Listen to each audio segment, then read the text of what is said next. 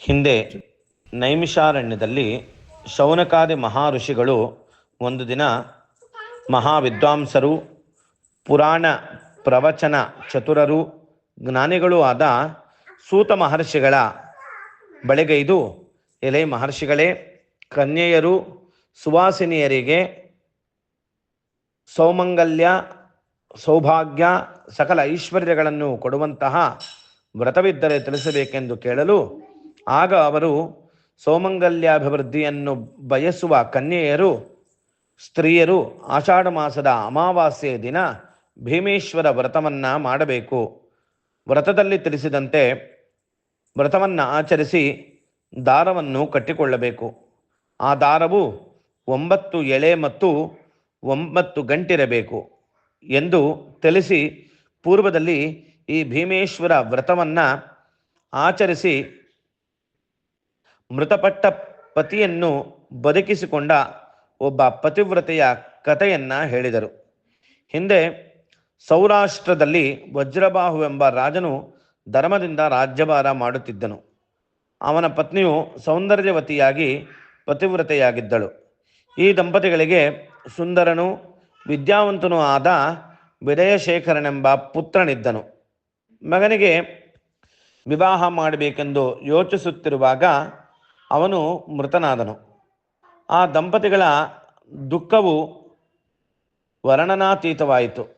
ದಂಪತಿಗಳು ಪುತ್ರನ ಕಳೇಬರಕ್ಕೆ ವಿವಾಹ ಮಾಡಬೇಕೆಂದು ಯೋಚಿಸಿ, ಮೃತಪುತ್ರನಿಗೆ ಕನ್ಯೆಯನ್ನು ಕೊಡುವವರಿಗೆ 1,00,000 ದ್ರವ್ಯವನ್ನು ಕೊಡುತ್ತೇನೆಂದು ಡಂಗೂರ ಹಾಕಿಸಿದನು.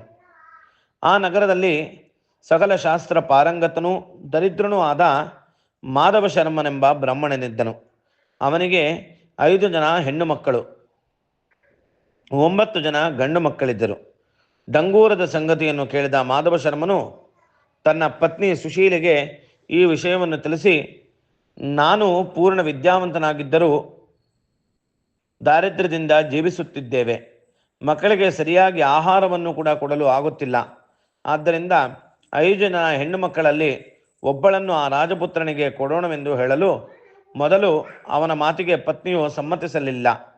ಕೊನೆಗೆ ಅವಳು ಕಿರಿಯ ಪುತ್ರಿಯನ್ನು ಕೊಡಲು ಒಪ್ಪಿಕೊಂಡಳು. ಮಾಧವ ಶರ್ಮನು ಮಹಾರಾಜನಿಗೆ ಈ ವಿಷಯವನ್ನು ತಿಳಿಸಿದನು.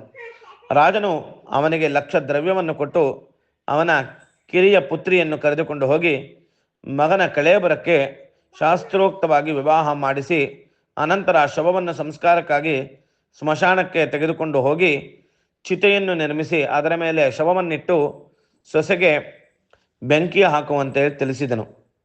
ಪತಿಭಕ್ತಿ ಪರಾಯಣೆಯಾದ ಆಕೆಯು ಮನಸ್ಸಿನಲ್ಲಿ ಪರಮೇಶ್ವರನನ್ನು ಧ್ಯಾನಿಸುತ್ತಾ ಅಗ್ನಿಯಿಂದ ಚಿತೆಯನ್ನು ಪ್ರಜ್ವಲಿಸಿದಳು. ಕೂಡಲೇ ಅಗಾಧವಾದ ಮಳೆಯೂ ಬಂದಿತು. ರಾಜನು ಅವನ ಪರಿವಾರದವರು ಎಲ್ಲರೂ ಕೂಡ ತಮ್ಮ ಮನೆಗೆ ಹೊರಟು ಹೋದರು. ಆ ದಿನ ಅಮಾವಾಸ್ಯೆಯಾಗಿದ್ದ ಕಾರಣ ಎಲ್ಲೆಲ್ಲೂ ಕತ್ತಲೆಯಾಗಿತ್ತು. ಅಂತಹ ಕತ್ತಲಲ್ಲಿ ಆ ಯುವತಿಯು ಪರಮೇಶ್ವರನನ್ನು ಧ್ಯಾನಿಸತೊಡಗಿದಳು. ಎಲೆ ಮೃತ್ಯುಂಜಯನೇ, ಮಹಾದೇವನೇ, ನನ್ನನ್ನು ರಕ್ಷಿಸು.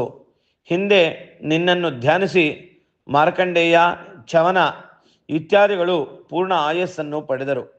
ನನ್ನ ಪತಿಯ ಜೀವವನ್ನು ಉಳಿಸು ಎಂದು ಪ್ರಾರ್ಥಿಸಲು ಪರಮೇಶ್ವರನು ನಂದಿವಾಹನನಾಗಿ ಪಾರ್ವತಿಯೊಂದಿಗೆ ದರ್ಶನ ಕೊಟ್ಟನು.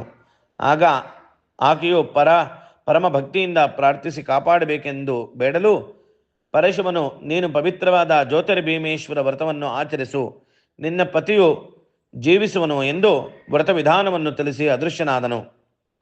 ದೈವಯೋಗದಿಂದ ಆ ದಿನ ಆಷಾಢ ಮಾಸದ ಅಮಾವಾಸ್ಯೆಯಾಗಿತ್ತು.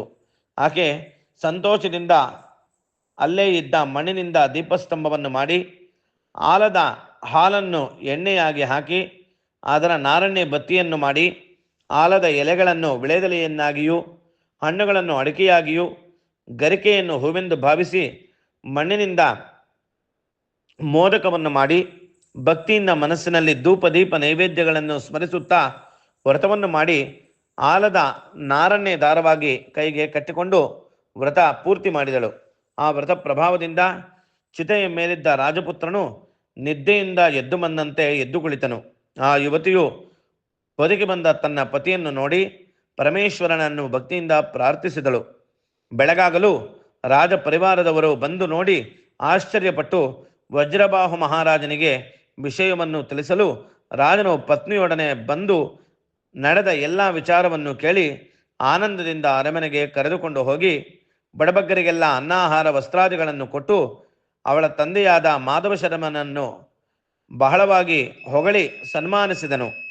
ಮಗನಾದ ವಿಜಯಶೇಖರ ದಂಪತಿಗಳಿಬ್ಬರೂ ಕೂಡ ಜ್ಯೋತಿರ್ಭೀಮೇಶ್ವರ ವ್ರತ ಪ್ರಭಾವದಿಂದ ಇಹಲೋಕದಲ್ಲಿ ಸಕಲ ಸುಖಗಳನ್ನು ಅನುಭವಿಸಿ ಅಂತ್ಯದಲ್ಲಿ ಶುಭ ಸಾಯುಜ್ಯವನ್ನು ಸೇರಿದರು ಎಂಬಲ್ಲಿಗೆ ಸೂತ ಮಹರ್ಷಿಗಳು ಶೌನಕಾದಿಗಳಿಗೆ ಹೇಳಿದ ಸ್ಕಾಂದ ಪುರಾಣೋಕ್ತವಾದ ಜ್ಯೋತಿರ್ಭೀಮೇಶ್ವರ ವ್ರತಕಥೆಯು ಸಂಪೂರ್ಣವಾಯಿತು.